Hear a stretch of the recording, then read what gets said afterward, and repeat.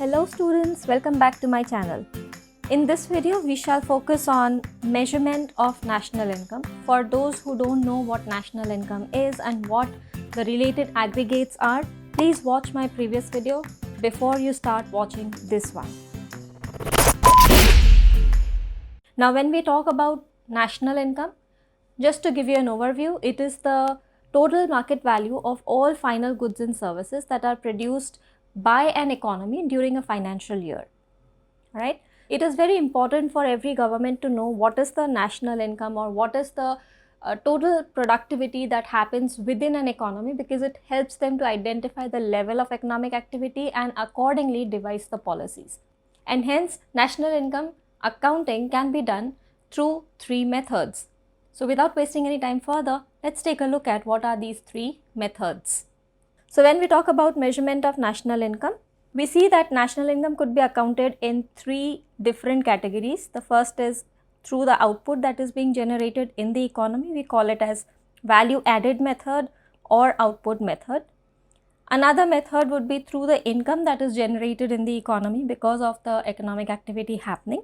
And the third and final is the expenditure method, where the various expenses incurred by the four sectors is taken into consideration. So when we talk about value added method, the focus goes on the value addition which is made by the businesses or firms or industries during the production process.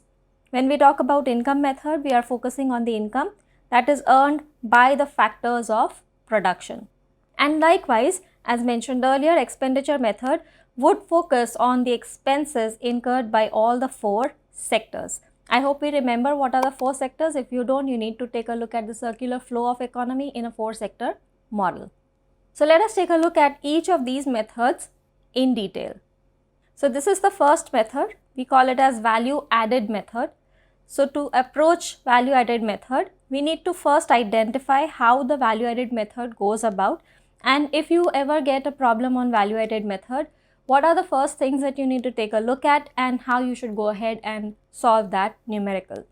So the first step here would be to calculate the gross value addition made by the industries in each of the three sectors. So we have primary sector, value additions made by the secondary sector, and the value additions made by the tertiary sector. How do we calculate GVA? It's a simple formula. It's total value of output minus the intermediate consumption. All right. Now, once you add the gross value addition made by all three sectors, you arrive at this important figure, which is gross domestic product at market price. Whenever we are solving numericals, this is the first thing that you need to remember, that whenever the domestic economic activity is added up, where does it lead to? So in this case, in terms of value added method, it leads us to gross domestic product at market price.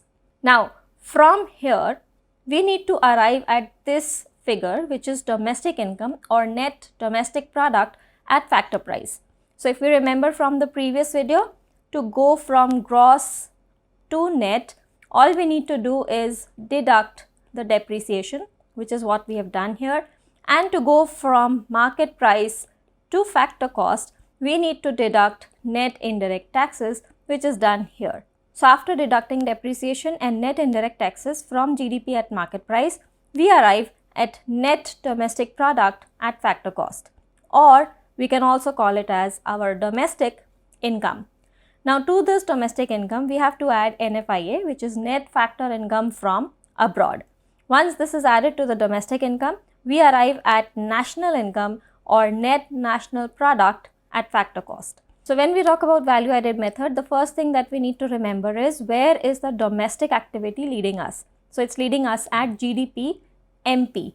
Now this is national income accounting through income method. As we studied in the previous slide, income method would generally sum up all the income that is earned by factors of production. So we have compensation of employees, we have rent and royalty, interest, profit, and mixed income is basically the money earned by freelancers or sole traders who do not really come in any of these. So just like we talked about in value added method, where is this domestic activity leading us to? It is leading us to domestic income or net domestic product at factor cost. So from here we are supposed to arrive at net national product at factor cost. So to do that, all we need to do is add net factor income from abroad, and there we arrive at NNP at factor cost. Now this is a third and final method, which is the expenditure method.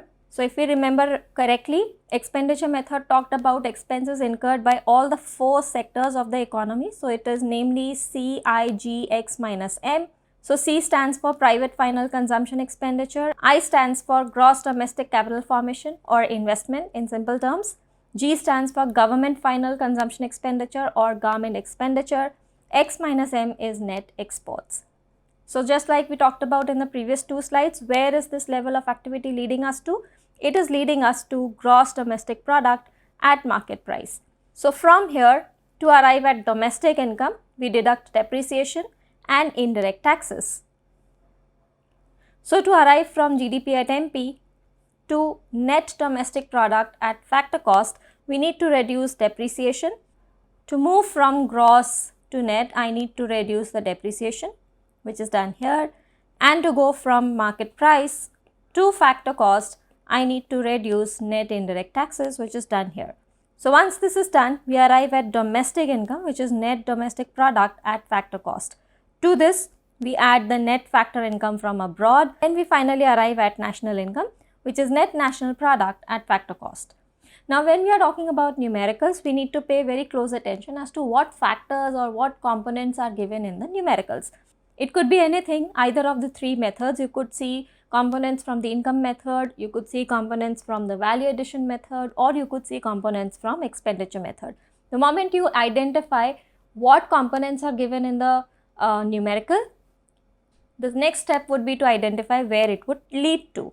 So except income method, the other 2 methods lead us to GDP at market price. And from here, it's easy. We need to go from gross to net, then we need to go from market price to factor cost, and we need to go from domestic income to national income. Let's take a look at few problems and see how we can go ahead and practice what we just learned. So this is a problem here. We can see that we have value of output here, value of intermediate consumption, and we have NFIA, net indirect taxes, and depreciation. So given the components, we are absolutely sure that it is the problem which is value added oriented. We are supposed to calculate through value addition or through output method. So when we talk about output method, the first thing is to calculate the gross value addition. So we have to do the calculation for gross value addition, which is value of output minus intermediary consumption. In this case, value of output is 200 plus 250 plus 300, that goes to 750. This is the value of output. Intermediate consumption is probably this amount, which is 50 plus 60 plus 60 goes to 170. So this is 580. So now we've added the GVA for all 3 sectors, and this figure that we have arrived at is called GDP at market price. So now we are supposed to do 2 things. We are supposed to go from G to N, and to do that we need to deduct depreciation from the GDP amount, which is 20, and the second step is to go from market price to factor cost. For that, we need to do is deduct net indirect taxes, which is 25. So 580 minus 20 minus 25, we get 535. We get 535. Now this figure is called domestic income or net domestic product at factor cost. Now to this we have to add net factor income from abroad, which is 15. It's minus 15 So let's put the minus here. So we get our net national product at factor cost, which is 520. Pretty simple, isn't it? Let's take a look at another problem. Now when we take a look at this problem, we have quite a lot of components happening here. We have compensation to employees, which is a component of income method, government final consumption expenditure, which is a component of expenditure method. So I think we can take both the segments in this particular problem. Let's go with income segment first. So we need to remember, when we are talking about income method, the domestic activity would lead to net domestic product at factor cost. Alright. So when we talk about income method, we need to add rent, wages, interest, profit and mixed income. Let's see what is the total amount here. So rent is 200, wages or compensation of employees is 600, interest is 310, profit is 400 and mixed income, I did read it, so mixed income is 350. So when we total this up, it goes up to 1860. This is net domestic product at factor cost. Now to go from NDP-FC to NNP-FC, all we need to do is add net income from abroad, which is a minus 10. So we get it at 1850, which is net national product at factor cost. Let's take a look at the expenditure method as well. So when we talk about expenditure method, we need to add expenditure of all 4 sectors, which is C plus I plus G plus X minus M. So C is 1000, I, which is gross domestic capital formation, in this case it is net domestic capital formation, so it is 385, G, which is the government expenditure, which is this 550, and we have net exports, which is minus 15. So when we add this up, we reach at 1920. Now on a general notion, this figure would represent gross domestic product at market prices. But if you remember, the investment component was net and not gross, that means the depreciation was already deducted. In this case, this figure represents net domestic product at market price.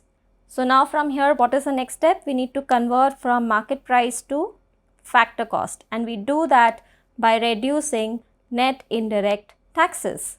So from 1920, we deduct net indirect taxes, which is 60.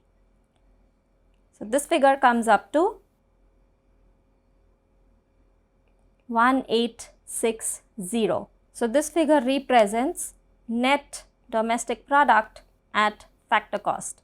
Now to convert it to net national product at factor cost, we need to add net income from abroad, which is minus 10, 1850. So we have like same figures here in both the methods. This is how you would calculate national income under the expenditure method. So quick takeover, all you need to do is identify the components to find out which method is it pointing towards. We need to identify what is the gross domestic product valued at. Is it at market price or is it NDP at factor cost? Income method would take you to NDP at factor cost. And from there, We just need to remember our important formulas, how to go from gross to net, how to go from MP to FC, and how to go from domestic income to national income. That's about all.